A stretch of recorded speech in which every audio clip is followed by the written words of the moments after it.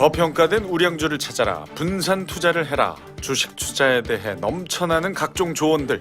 뭐가 뭔지 헷갈리면 이것만 기억하자. 다 됐고 카운터 펀치를 들어라. 고급 정보 대방출 시간. 하반기 주목할 만한 종목은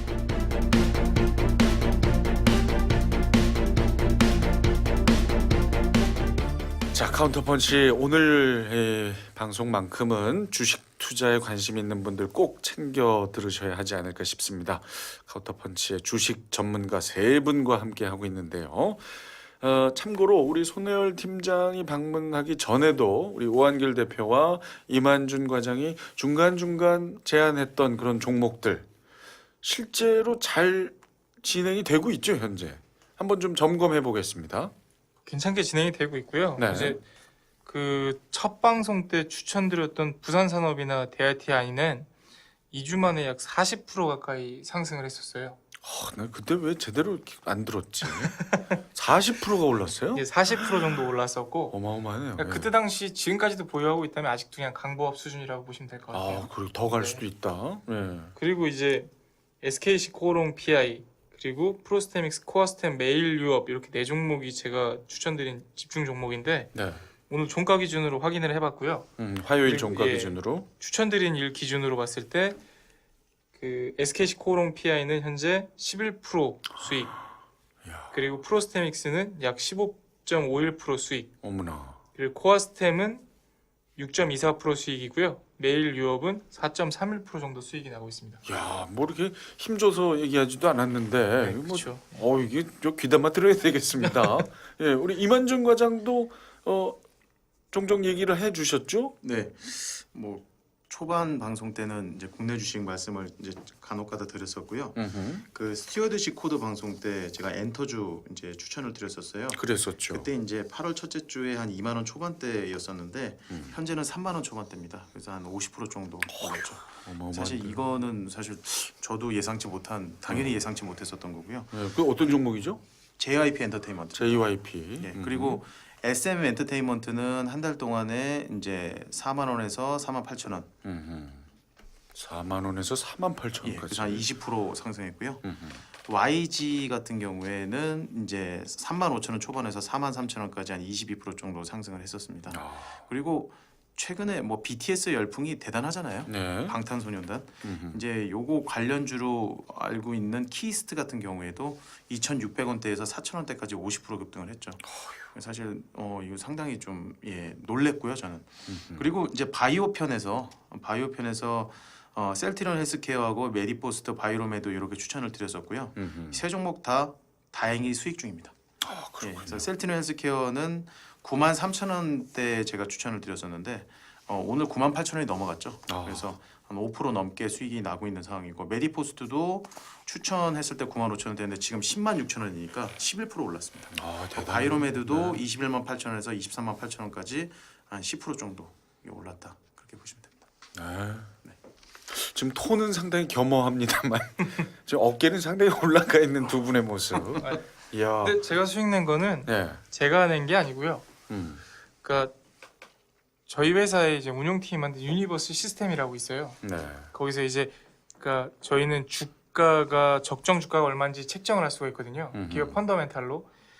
그래서 이미 시장이 많이 낙폭되어 있었고 밸류에이션을 찾아가는 과정에서 추천을 드렸기 때문에 네. 그래도 좋은 결과가 있지 않았을까 싶습니다. 네. 공을 자신이 아닌 회사의 시스템으로 지금 돌리는 참 대표다운 모습. 어떻습니까, 손여러 팀장님? 항상 본받겠습니다. 보고 배우겠습니다. 예.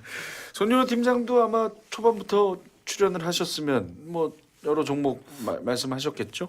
저도 이제 오늘 처음 출연하면서 종목을 들고 왔는데 예. 그 만약에 제가 지속적으로 들고 왔으면 저 역시도 이제 대표님이랑 같은 시스템에서 이렇게 캐오니까요. 같은 회사니까. 네, 그래서 이제 시스템에서 하면 뭐 네. 대표님 좀 비슷한 수익률을 좀 거뒀지 않았을까?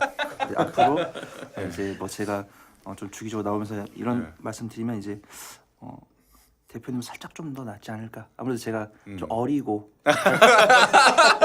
어차피 같은 시스템에서 소스를 받아오기 때문에 이제 누가 같은 나와도 같다. 시스템에서 하지만 음흠. 이제 저는 이제 밤늦게까지 더 정보를 찾고 하기 때문에 아, 대표님보다 딱 2%만 더 네. 수익을 올려 보도록 예, 하겠습니다. 시스템 플러스 본인의 저의 이제 열정이 노력, 들어가고, 열정. 예, 그리고 좀 더 젊고 꽃미남이라는 또 별명을 가지고 있고. 제가 추천하면 오르더라고요. 자, 그 동안에 얘기해 주셨던 종목들 좀 점검해봤고 정말 이제 중요한 순간입니다.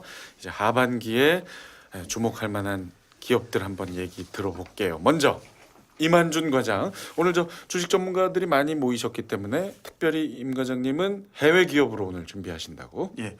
네. 제가 두 가지 해외 주식을 추천을 드릴 겁니다. 첫 번째는 일본 주식입니다. 소프트뱅크라고 하는 회사입니다. 예, 뭐 손정희 회장은 손마사요시이거든요. 예, 손정희 회장은 너무나 잘 아실 텐데요. 손정희 회장은 이제 그 일본의 3대 통신사로 유명하죠. 예, 통신사입니다. 통신회사라고 보시면 되고요. NTT, 뭐 KDDI, 소프트뱅크 이렇게 세 개가 지금 이제 시장 점유율을 다 잡아먹고 있다. 그렇게 보시면 되고요. 예. 지금 그러니까 PC용 소프트웨어 유통업체를 시작을 했습니다. 그래서 96년도에 미국 야후하고 공동 출자를 통해서 일본 야후를 설립을 했고요. 그리고 이후에 그 유명한 알리바바에 투자를 하게 됩니다. 예. 그 이후 뭐 스프린트 그리고 이제 슈퍼셀 아시죠? 우리 정말 그 유명한 맨날 보는 그 게임 그 광고 있지 않습니까?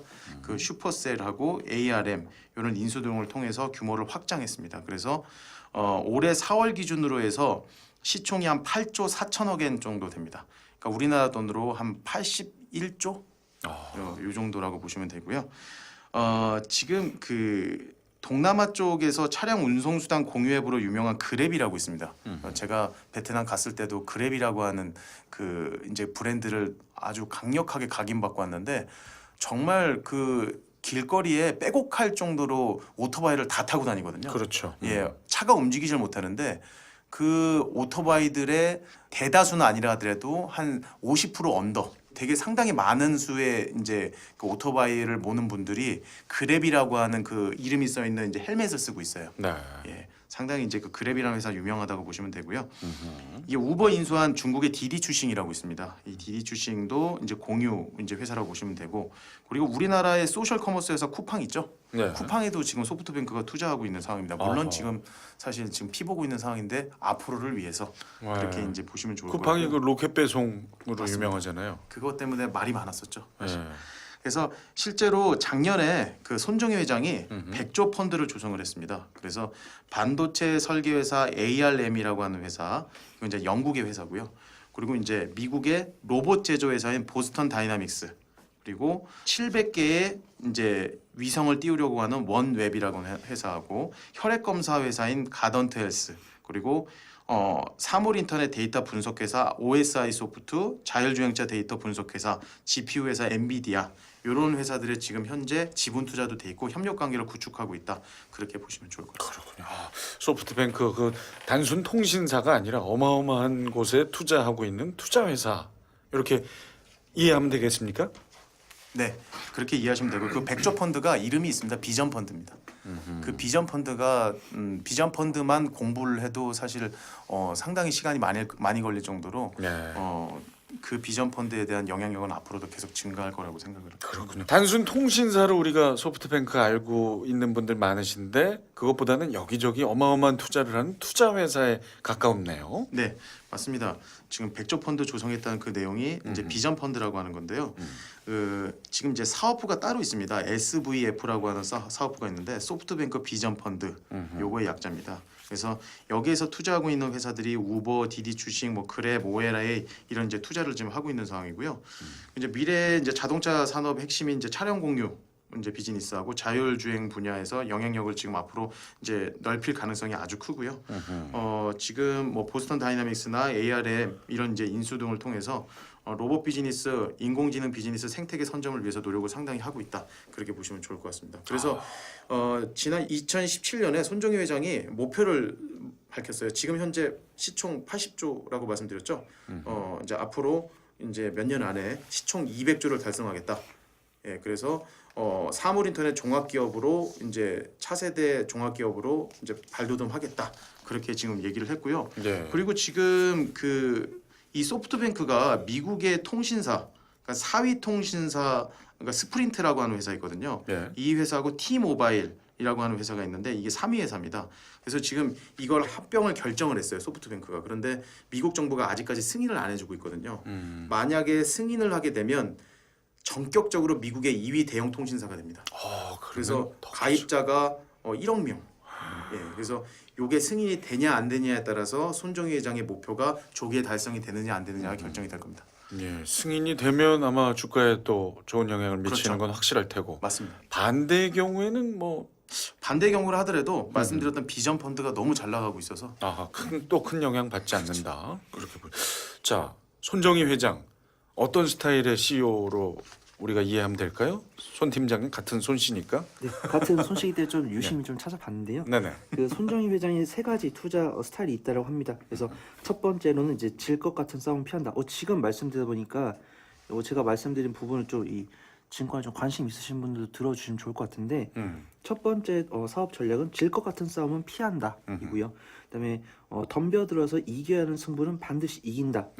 그다음에 세 번째로 싸우기 전에 7할 이상의 예측 승률을 만들어 놓고 싸운다라고 이렇게 세 가지 전략을 세워놨다라고 전해지고 있고요.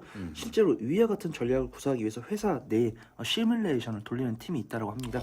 그래서 첫 번째로는 이제 A 전략을 가지고 한번 사업을 영위해 보다가 그다음에 이제 돌발적으로 발생할 수 있는 변수들을 고려해서 그런 변수로 안 됐을 때는 차선책 B, 그다음에 그 추가적으로 또 다른 변수가 생겼을 때를 고려해서 C 전략까지.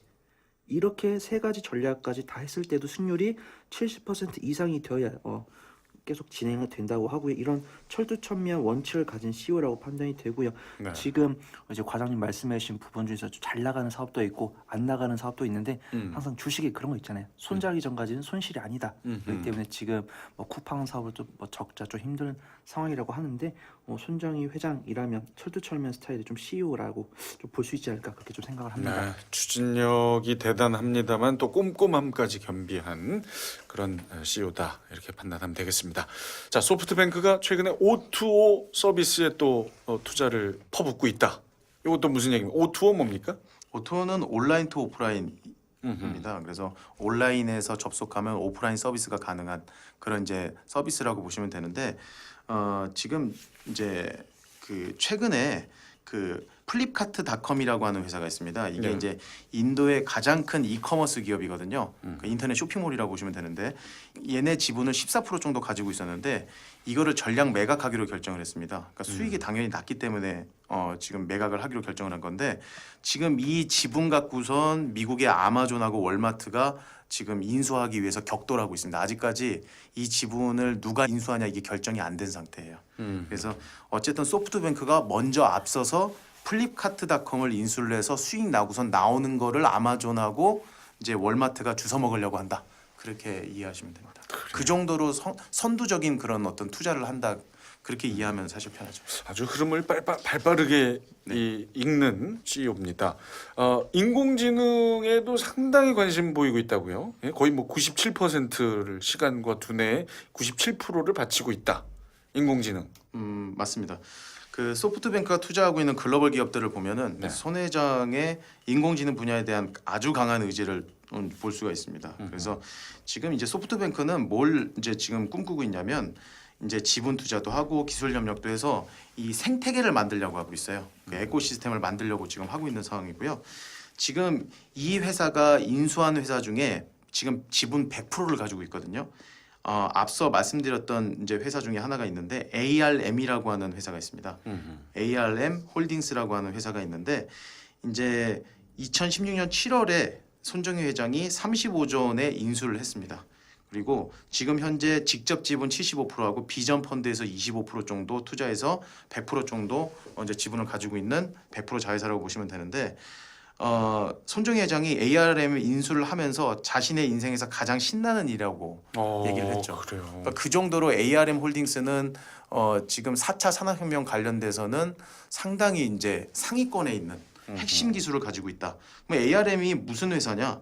ARM은 앞서 말씀드렸던 이제 프로세싱 기술, 그러니까 CPU, GPU 요걸 설계하는 회사입니다. 그렇게 보시면 되고요. 이렇게 알짜 회사들은 자진상폐를 하거든요. 왜냐하면 이게 지분이 이게 분산돼 있는 걸 원하지 않는 거죠. 그래서 2016년 9월 2일 이후에 런던 거래소에서 자진상폐를 했습니다. 예, 그렇게 보시면 되고 이 소프트뱅크의 자회사들을 이제 살펴보겠습니다. 아까 말씀드렸던 이제 4위 이제 그 미국 통신사인 스프린트하고 티모바일 이제 이게 이제 내년 초에 합병이 결정이 될 거고요. 야후재팬에 투자가 돼 있고 말씀드렸던 ARM 홀딩스 이제 GPU, CPU 요거를 설계하는 회사라고 보시면 되고요. 알리바바 그룹의 지분이 아직 30%가 있죠. 뭐 그렇고 엔비디아의 5%가 있습니다. GPU 반도체 선두 기업이죠.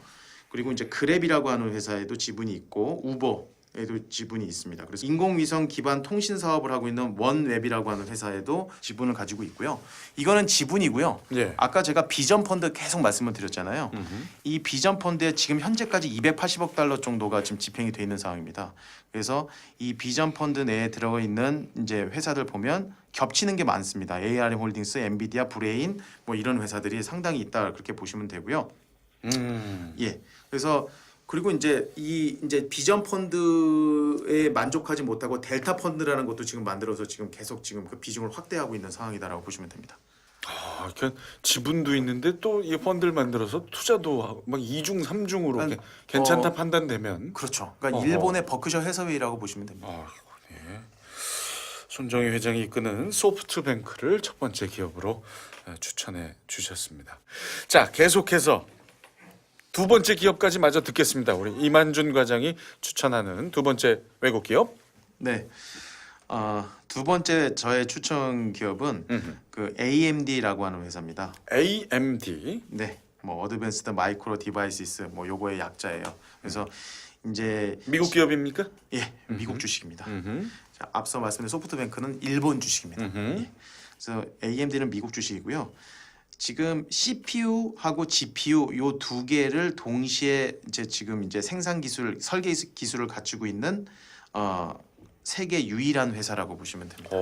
예. 그래서 최근 들어서 주가도 상당히 오르고 있는데 7월 초에 이제 주당 이제 주가가 15달러 정도밖에 안 됐었는데 네. 이게 8월 31일 그러니까 두 달 만에 25달러까지 올랐습니다. 그래서 두 달 만에 67%나 급상승했죠.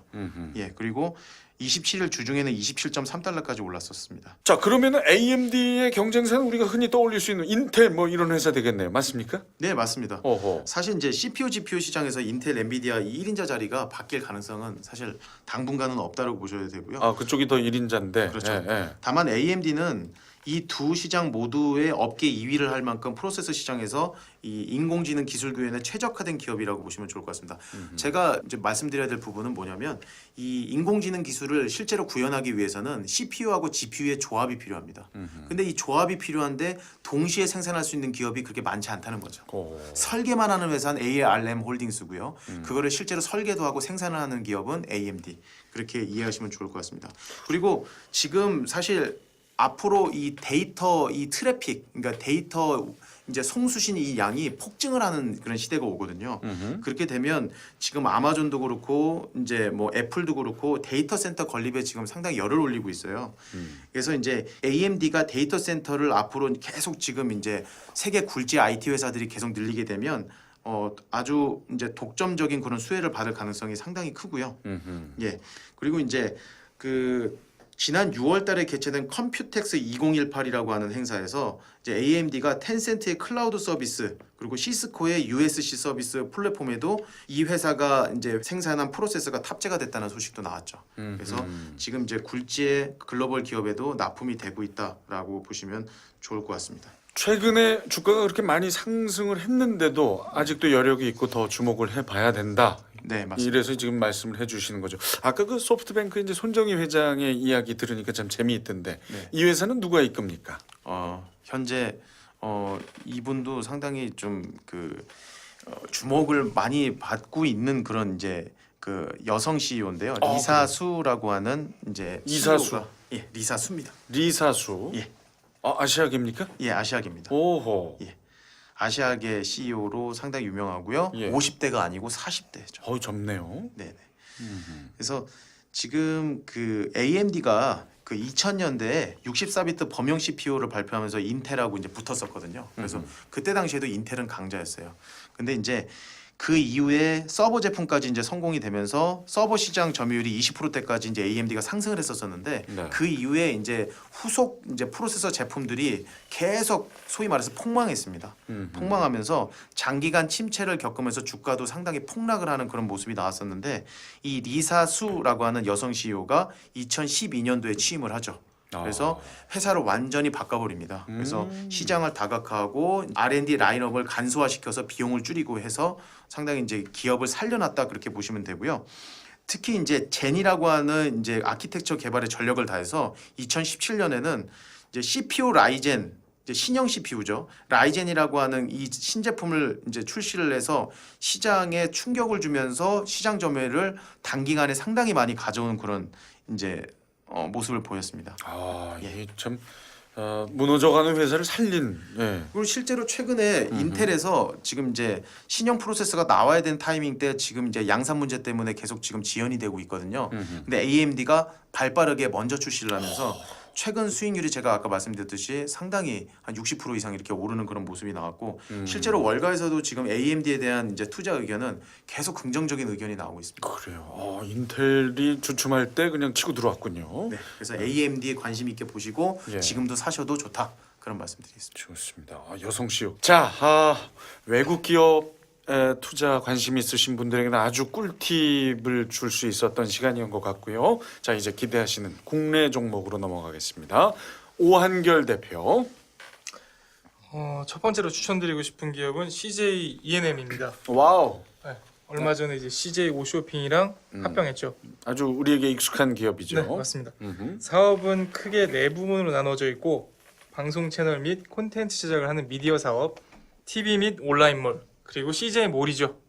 이를 통한 상품 판매, 커머스 사업, 영화 제작, 투자, 배급을 하는 영화 사업, 음반 제작 및 유통, 콘서트 등의 음악 사업으로 나눠볼 수 있고요. 네. 이제 단기 수익도 가능하면서 뭐 소비 심리라든지 실물 경제 지표 악화로 낙폭이 과대됐었어요. 그럼 제가 보기에는 이제 저평가되어 있는 기업 중에 하나라고 보고 있고요. 네네. 현재도 반등 중에 있지만 지금 시점도 매입 시점으로 안전할 것 같아서 추천드리는 그래도 펀더멘털이 양호한 기업 중에 하나입니다. 그렇군요. 우리 청취자분들에게는 역시 CJ ENM 하면 이 문화 콘텐츠 사업으로 참 익숙하지 않습니까? 맞습니다. 방송, 영화, 뭐 그렇죠. 최근에 뭐 잘 되고 있죠 프로그램이나 이런 것들. 그렇죠. 이제 초반에 좀 네. 그 걱정을 샀던 미스터 선샤인. 미스터 선샤인. 네. 이게 케이블 종편 드라마인데 현재 최고 수준의 시청률을 보이고 있습니다. 그렇죠. 네. 지상파 시청률을 능가하죠. 맞습니다. 네. 예, 이병헌, 김태리 주연의. 진짜 연기는 네. 대단하신 것 같습니다. 저도 가끔 네. 봤는데 네네. 어쨌든 현재 그런 행보를 보이고 있고요. 그런 그 외적인 이야기는 길게는 못 하는군요. 연기는 대단한 것 같습니다. 아니 이게 볼 때마다 느끼는 건데 네. 제가 그 이병헌 씨의 연기는 음흠. 그 아우라는 정말 최고인 것 같습니다. 그래서 제가 그렇죠. 이병헌 씨나 그 황정민 씨 네. 나오는 영화는 꼭 챙겨보고 있고요. 하정우 씨도. 네. 그래서 미스터 선샤인도 초기에는 걱정을 했으나 네. 이병헌의 어떤 연기력과 아우러지는 출연진 분들 때문에 다소 지금 시청률을 유지하고 있지 않나. 그렇죠. 이병헌 씨뿐만이 아니고요. 네, 예, 김태리 씨도 있고, 김태리의 그 변요한 유연석 씨도 있고. 유연석 그 네. 구동매 맞습니다. 역할에 연기 엄청 잘하시는 것 같아서 예. 예. 집에 가면 와이프가 보고 있습니다. 그래서 예. 저도 어쩌다 보니까 있습니다. 아무튼 그래서- 대단한 인기. 네. 예. 글로벌 이제 최대 OTT 기업인 넷플릭스한테 이제 최소 300억 원 가치 판매됐습니다. 이미 판매됐군요. 네. 어허. 그러니까 CJ ENM과 자회사 스튜디오 드래곤도 유명하죠. 네네. 네, 가질 수 있는 장점은 기본적으로 스튜디오 드래곤 입장에서 체계적인 시스템을 구축을 해놨어요. 이제 드라마 제작 인프라나 보유한 소속 인기 작가 수 등이 상당히 많고요. 그걸 통해서 안정적인 드라마 제작이 가능합니다. 아하. 네, 그래서 모기업인 CJ ENM에서 방송사까지 보유하고 있어서 캡티비항 매출이 안정적으로 발생한다는 점은 충분한 메리트를 가지고 볼 수 있다고 보죠. 지금 뭐 슬쩍 얘기하신 스튜디오 드래곤이라는 기업도 주목할 자회사입니다. 만하다. 네, 자회사. 등록이 돼 있죠. 맞습니다. 예, 시장에. 그러니까 이런 점들로 해서 네. 보면 여태까지 어떤 대작들이 나왔냐? 도깨비 그리고 도깨비. 예. 네, 푸른 바다의 전설 아. 그리고 화유기 등 히트작을 꾸준히 만들 수 있던 배경이라고 봐야죠. 네. 그래요. 어마어마한 작품들을 스튜디오 드래곤 CJ ENM이 만들어내고 있습니다.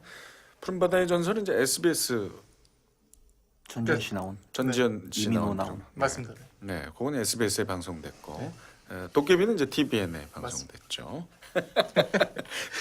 제 전문 분야라 예, 조금 더 붙여봤습니다. 감사합니다. 푸른바다 전설도 아주 재밌었어요. 그 전지현 씨가 인어로 네, 전지현 씨도 연기 참 잘하죠.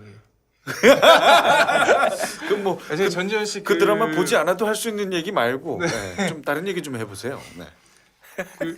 해피엔딩이라서 좋았어요. 해피엔딩 아닌데 참 푸른 바다가 보기 좋았어요. 푸른 바다가 보기 좋았대. 바다 잘 안 나옵니다.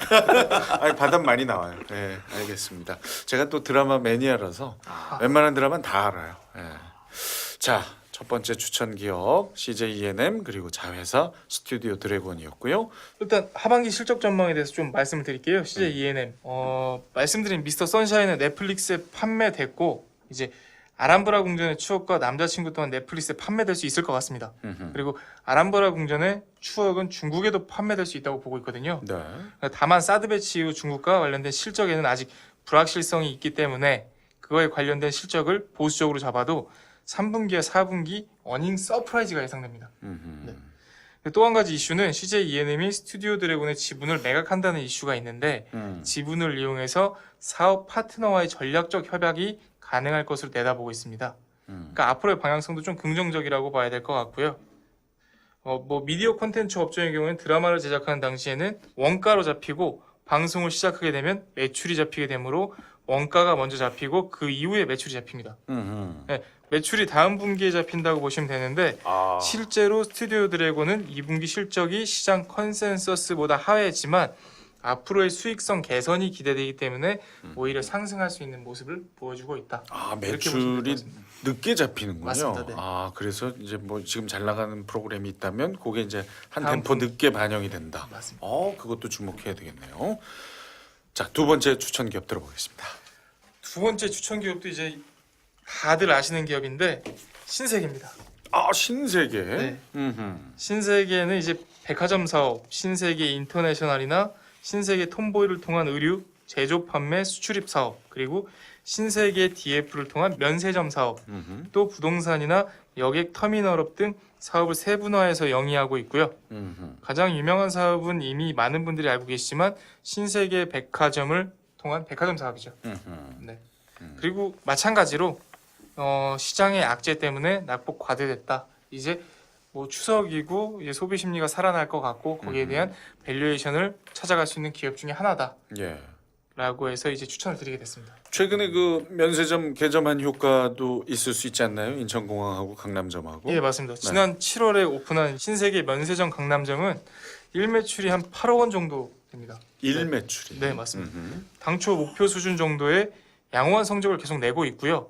이 수치는 아직 모든 명품 브랜드 매장을 오픈하지 않았는데 나타났습니다. 그래요. 네.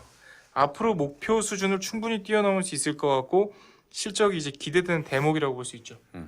또 인천공항 1터미널은 당초에 연간 적자를 700억 원 이상으로 내다봤는데 예상보다 매출이 좋아서 적자폭이 상당히 감소할 것으로 보고 있습니다.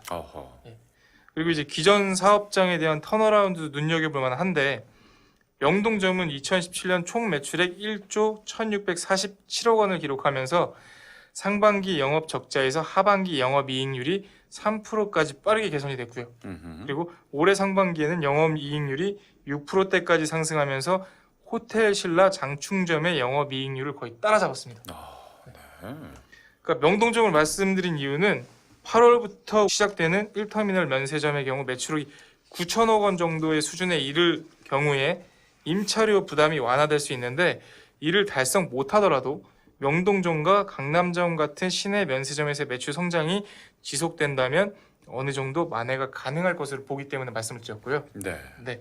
그래서 신세계 같은 경우에는 앞으로도 지켜볼 만한 사업들이 상당히 많이 있다. 화장품 사업도 분위기 좋다면서요? 네. 화장품 사업 같은 경우에는 지난해 연간 630억 정도였어요. 올해 상반기에 947억을 기록하면서 어. 매출 비중이 16%까지 상승했습니다. 네. 화장품 사업의 성공은 역시 딸공이라고 볼 수 있는데 면세점에서의 브랜드인 비디비치의 매출이 이제 급증했기 때문이죠. 현재 8개 정도의 비디비치 면세점 매출은 앞으로 계속 증가할 것으로 보이고 있고요. 네. 그것도 가파른 상승세가 예상됩니다. 아. 네. 근데 이제 최근 중국에서 따이공에 대한 규제를 하고 있어요. 따이공이라는 게 정확히 뭐죠? 뭐 보따리 장수 같은 그런 개념이죠. 아 중국 그 관광객들이 와서 막 싹 쓸어 간다 그 얘기인가요? 네, 맞습니다. 아, 네. 그들을 따이공이라고 일컫는데 그 이제 규제가 들어가요? 중국 네, 정부에서? 맞습니다. 규제를 하려고 하는데 아하. 따이공에 대한 의존도가 상당히 높은 만큼 내수 채널에서의 브랜드 인지도를 좀 높여야 하지 않나. 이 부분은 신세계에서 간과하고 있으면 안 된다라고 말씀드리고 싶어요. 네, 그런 뭐 또 주의해야 될 점이 있긴 합니다만 현재는 아주 분위기가 여러 분야에서 좋다. 신세계. 하지만 이제 신세계 관련해서는 말들이 좀 많죠. 의견이 분분한데 혁신이냐 아니면 백기기냐. 요거 어떻게 보세요, 손 팀장님? 네, 우선 뭐 이제 신세계에서 나오고 있는 사업이라고 하면 이제 노브랜드 사업 이런 것들 이제 캐나다 브랜드를 따라한 거고 뭐 스타필드나 뭐 삐에로 쇼핑 이런 것들 이제 일본에서 이미 하고 있는 사업들을 따라한 것인데 예. 지금 저는 이제 카운터 펀치를 정기 구독하고 있는 1인으로서 네. 제약바이오 편을 보면은 네, 제약바이오 이제 신약이나 네. 그다음에 이제 뭐 IT 제조, 뭐 화장품 이런 것들이 딸려 있는 것들이 다 특허잖아요. 근데 그런 기술을 요하는 것들은 특허지만 이런 사업들 지금 뭐 많은 블로그에 계시는 분들이 욕을 많이 하세요. 저거는 당연히 베낀 거 아니냐라고 이야기를 하고 있는데 엄밀히 법적으로 따지면은 그런 기술들이 필요한 사업이 아니고서는 이제 특허를 취득하는 경우가 거의 없기 때문에 법적으로는 제재가 걸리지 않게 교묘하게 벤치마킹을 하고 있다라고 평가를 받고 있다고 합니다. 네, 뭐 자존심의 문제가 될 수는 있지만 뭐 이게 사업적으로나 법적으로나 큰 문제는 되지 않는다. 노브랜드 가보셨어요? 맛은 저는 뭐 개인적으로 살짝 좀 부족하긴 하던데 네. 먹을만 하더라고요. 그래서 네. 뭐 노브랜드 잠깐만 이제 뭐 같은 비슷한 품질인데 저가로 살 수 있는 그런 제품들이 많이 있더라고요. 노브랜드 제 여의도점에 한번 가서 거기 뭐 일 때문에 갔다가 잠깐 쇼핑하러 갔는데 저는 느낌 괜찮았어요. 노브랜드요. 예, 상당히 별로예요? 저는 그 기존의 SPA 브랜드하고 이게 차별화가 될지 저는 그게 좀 퀘스천이에요. 그래요. 기존에 뭐 사실 워낙 그 SPA 브랜드들이 뭐 다들 알고 계시는 그런 브랜드들 많지 않습니까? 뭐 일본 그 기업도 있고 그래서 사실 뭐 노브랜드가 앞으로 성공을 하려면 제가 봤을 때는 좀 더 가격을 낮춰야 되지 않나. 예. 아주 그 새로운 느낌은 있더라고요. 예. 예, 기존 마트에서 받을 수 없었던 분위기와 예, 물건의 그 종류들. 네. 자, 정용진 부회장, 이 참 독특한 발상, 마케팅 성공할 때도 많이 있고요. 방금처럼 이렇게 논란이 될 때도 있고 또 망할 때도 있는 것 같아요. 최근에 아주 야심작으로 내놓았던 부티크 호텔 레스케이프, 요거 어떻게 실패했다고 그러던데 어떻게 됐습니까? 이거 나중에 3세 경영 현재 잘하고 있나라는 것도 한번 다뤄보고 싶은데 예. 정용진 부회장이 상당히 독특합니다. 그러니까 노이즈 마케팅이나 이슈 마케팅은 상당히 잘하는 것 같고요. 근데 문제는 이제 그게 영업 이익으로 이어져야 되는데 이번에 레스케이프 호텔이 문을 열었지 않습니까? 한 달이 지났고요. 이제 객실 점유율이 30% 선에서 머물고 있습니다. 아하. 그러니까 성적이 상당히 초라하죠. 그러니까 이게 요즘 호텔의 성수기임을 감안한다면 정말 초라한 성적이라고 할 수 있고요. 레스케이프와 비슷하게 문을 연 노보델 엠버서더 동대문은 이제 개장 이후 평일은 70% 선, 주말은 거의 만실입니다. 네. 그러니까 따라서 정말 초라한데 원인이라고 한다면 객실 단가가 너무 고가예요. 그러니까 주력 객실이 아뜰리에 룸인데 48만 원이거든요. 1박에요. 네. 근데 타업체의 비즈니스 디럭스 룸이 44만 원입니다. 이걸 고려해 본다면 그 객단가 자체가 너무 고가로 책정되어 있는 것이 아닌가 싶습니다. 네, 그런 부분들 때문에 좀 힘들고요. 그래서 어떻게 한대요? 일단 어떻게 한다는 건 없었고 현재까지 움직인 거는 예. 이제 유명 맛집 블로거 출신인 김범수 씨를 예. 총 지배인으로 발령내서 화제가 됐고요. 어허. 근데 또 경영 실적이 안 좋아지자 이제 웨스틴 조선 호텔 출신의 호텔 전문 경영인을 레스케이프 부지배인으로 발령을 내기도 했습니다. 그러니까 정확히는 어떻게 해야 될지 모르는 것 같아요. 어떻게든 지금 뭐 이렇게 A, B, C 지금 계속 대안을 지금 마련은 하고 있는데 네. 앞으로 불투명하다 이렇게 보시는군요. 앞으로도 네. 불투명하고 음흠. 지금 그 되게 우유부단하게 움직이고 있거든요. 예. 그러니까 계획성이라고는 찾아볼 수 없고 음흠. 그냥 일단 되는 대로 뭐라도 해보자라는 식으로 주먹구구식의 경영을 펼치고 지금 있다. 그렇게 느껴지시는군요. 라고 봐야 될 것 같습니다. 그런데 신세계를 추천하셨어요?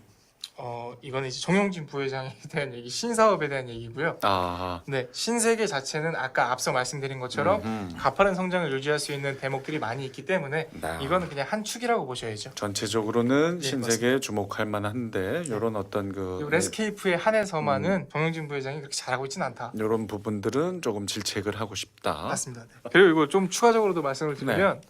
뭐 삼성 같은 경우에도 글로벌 대기업으로 성장을 했지만 르노, 삼성이라든지 뭔가 실패작들이 많이 있잖아요. 중간중간. 요거는 이제 그 중에 하나이고요. 음. 삼세 경영에 대한 얘기를 좀 드리고 싶어서 가지고 나왔습니다. 아하, 네. 근데 이제 신세계는 사실 건실하고 음흠. 누가 봐도 펀더멘털이 양호한 기업이기 때문에 네네. 가치주 위주로 추천을 드리고 싶어서 신세계를 추천드렸습니다. 그다음에 이제 대표님 말씀과 마찬가지인 게 저는 이제 좀 어리고 한창 그런데 놀러 다닐 나이기 때문에 증명이 됐습니다. 제가 레스케이프는 가본 적이 없는데 엠버서도 동대문을 갔다 온 적이 있습니다. 아, 그래서- 노보텔 엠버서더 동대문. 네, 저도 그래서 네. 이제 보면서 봤는데 가성비로는 이제 밀리지 않는가, 레스케이프가 많이 밀리지 않는가. 그걸 왜 갔습니까? 지금 총각이죠? 네, 휴양차 같습니다. 아, 여기 상당히 럭셔리하네요. 네. 휴양자 혼자. 국내에 있는 호텔로 혼자 휴양하러. 예. 아 그래도 12만 원밖에 안 하더라고요, 엠버서더는. 아, 뭐 할인된 겁니까? 아니면 얘기 되나요? 쿠팡에서. 그 사이트에 들어가서 할인된 가격으로. 그래 어떻게 좀 뭐 심신이 좀 안정이 돼서 돌아왔어요? 말끔히 출근 잘했습니다. 우리 손 팀장님 뭐 한 종목 좀 추천해 주실까요? 네, 오늘 제가 이제 갖고 온 종목은 이제 이제 과대 낙폭이 발생한 이제 저평가 종목이라고 좀 말씀을 드릴 수 있는 테스라는 종목을 갖고 왔는데요. 뭐요? 테스. 테스. 네, 코드 번호는 095610이고 음흠. 요 이제 종목 추천하는 시간이기 때문에 좀 웃음기를 살짝 빼고 전문가다 모습 좀 보여드리도록 하겠습니다. 그동안도 이렇게 뭐 많이 웃음이 있진 않았어요. 근데 부담 갖지 마시고 하세요. 네. 네, 이 테스라는 종목은 이제 반도체 장비의 제조 및 개조 사업을 영위하고 있기 때문에 그 태양광이랑 이제 반도체 관련 이 두 가지 수혜를 갖고 있다라고 좀 볼 수가 있습니다. 근데 반도체 관련 업종에 엮여 있기 때문에 지금 2017년 실적은 이제 매출액 2,758억 원, 그다음에 영업이익은 633억 원으로 이제 전년 동기 대비해서 54.2%, 그다음 74.1% 개선시키는 사상 최대 실적을 기록했음에도 불구하고 이제 약간 2017년 후반기에 이제 IT 기술주에 대한 기대감으로 추가적 프리미엄이 얹은 경향이 있잖아요. 근데 지금 증권사라고 얘기하기보다는 그냥 레포트가 나온 대로 하겠습니다. 네네. 레포트가 나오면은 전방 업체들이 이제 하반기 이제 3D 낸드 투자의 불확실성이 증폭되고 수요가 좀 줄어들 것이다라고 하면서 이런 IT 기술주에 대한 이제 목표가를 낮추거나 실적 추정치를 소폭 하향한 레포트들이 많이 나오더라고요. 그래서 이 테스 종목 역시도 좀 2017년 후반부터 전고점 찍고 현재까지 지속적 우하향 추세를 보여주는 모습들을 보고 있는데, 하지만 이제 그러거나 말거나 이제 기업 가치를 보유하고 있는 종목들 항상 뭐 단일 공급 계약이나 그다음에 특허 취득 이런 뉴스들로 항상 어닝 서프라이즈, 이제 적자 기업이 아니기 때문에 어닝 서프라이즈기보다는 매출액과 영업이익의 개선을 보여주는 그런 모습들을 보여주고 있는데, 지금 방송 청취하시는 청취자분들은 개인 투자 입장이니까 이제 외인들과 기관들이 지속적으로 지지 구간을 보여주고 있고 지금 2주 연속 양봉입니다. 그렇기 때문에 이제 추세 전환 시작되었다. 그래서 2018년 하반기는 이제 상승, 그다음에 시장 상이 나오면 이제 보합이나 다시 우양을 할 수도 있는데, 일단 기본적으로 잔파도는 있지만 2018년 하반기도 결국 우상향 추세를 보여줄 것이라고 전망을 한다라고 하면은 2019년 상반기까지도 좀 좋은 모습 보여줄 수 있지 않을까 생각하고, 지금도 매수하셔도 좋을 것 같다라는 좀 말씀을 좀 드리고 싶습니다. 네. 제 입장에서 좀 정리하자면 좀 길게 봐도 되는 종목이네요. 중장기적으로 보면 좋은 그러네요. 종목이다 말씀드리고 싶습니다. 2018년 하반기는 물론이고 2019년 전반기까지도 상승이 유력한 테스 손여로 팀장의 추천 종목이었습니다. 자, 우리 이만중 과장 오늘 뭐 특별히 좀 소감을 말하고 싶다고요. 예, 뭐 4차 산업혁명 시대이기도 하고요. 지금 시대가 지금 상당히 빨리 변하고 있잖아요. 그래서 제 청취자분들한테 조심스럽게 조언 좀 하나 드릴까 해서 이제 그렇고요. 그 현명한 사람은 시대의 큰 흐름을 그냥 흘려보내지 않고 흐름 속에 들어가서 그 흐름에 맞게 투자나 인생의 방향을 맞추는 사람이라고 저는 생각을 하거든요. 그래서 실사구시, 지행합일 이런 생각들을 하시면서 한번 투자나 이제 앞으로 삶에 좀 임하시면 어떨까 그런 조언을 아주 조심스럽게 드리겠습니다. 네, 실사고시 그 실학파 사상. 정약용 선생님의 자, 오늘 아주 하반기 주식시장 이 흐름에 대해서 참 관심이 있는 청취자분들에겐 아주 좋은 시간이 됐으리라 믿고요. 중요한 건 사실 판단은 우리 청취자분들이 직접 하시는 거고, 맞습니다. 네. 우리 전문가분들은 이렇게 조언을 해드리는 거라는 거 다시 한번 확인하고 싶습니다. 이 주식 이 주제인 만큼 좀 더 풍성하게 하자라는 느낌으로 초대했던 우리 손여로 팀장. 처음 합류하셨는데 어떠십니까, 소감이? 일단 제가 이제 생각했던 것보다 훨씬 더 제가 이 퀄리티를 키우기 위해서 제가 아직 좀 앞으로 가야 될 준비해야 될 것들이 많고 너무나도 편하게 하라고 좀 도와주셔서 감사드리고 제 다음에 또 오게 되면은 더욱더 좀 철저하게 준비를 해서 오도록 하겠습니다. 예. 다음에 누가 또 오라고 하던가요? 제가 전화를 드려야겠죠. 아니 근데 오늘 진짜 참 이 처세가 뛰어납니다. 예. 오한결 대표하고 이제 그 역할이 겹치다 보니까 최대한 자제하면서 중간중간 이렇게 도움 주신 우리 손여로 팀장 다시 한번 감사드리고 다음번엔 좀 제대로 저희가 자리를 한번 마련하는 거 도모해 보도록 할게요. 자, 함께해 주신 여러분 감사드리고요. 카운터펀치 매주 수요일에 업데이트됩니다. 팟빵, 파티, 아이튠즈에서 들으실 수 있고 구독 눌러주세요. 응원글 애타게 기다리고 있습니다. 수요일에 다시 오겠습니다. 감사합니다. 서경석의 카운터 펀치 많이 사랑해 주세요.